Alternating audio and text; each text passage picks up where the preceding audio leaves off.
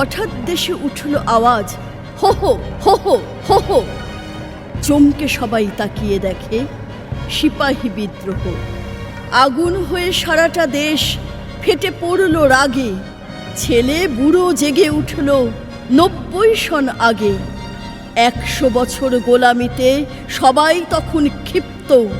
বিদেশিদের রক্ত পেলে তবেই হবে তৃপ্ত। নানা সাহেব, তাতিয়া টোপি, ঝাঁসির রানী লক্ষ্মী, সবার হাতে অস্ত্র, নাচে বনের পশু পক্ষী। কেবল ধনী জমিদার আর আগের রাজার ভক্ত যোগ দিল তা নয়কো, দিলে গরিবেরাও রক্ত। সবাই জীবন তুচ্ছ করে, মুসলমান ও হিন্দু, সবাই দিতে রাজি তাদের প্রতি রক্তবিন্দু।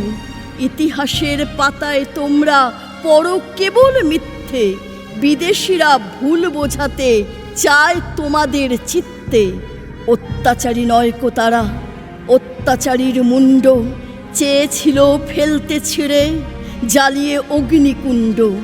নানা জাতের নানা সেপাই, গরিব এবং মূর্খ, সবাই তারা বুঝেছিল অধীনতার দুঃখ।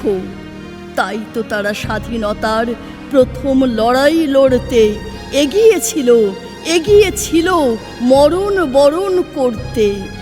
আজকে যখন স্বাধীন হবার শেষ লড়াইয়ের ডঙ্কা উঠছে বেজে, কোনো দিকেই নেই কোনো শঙ্কা।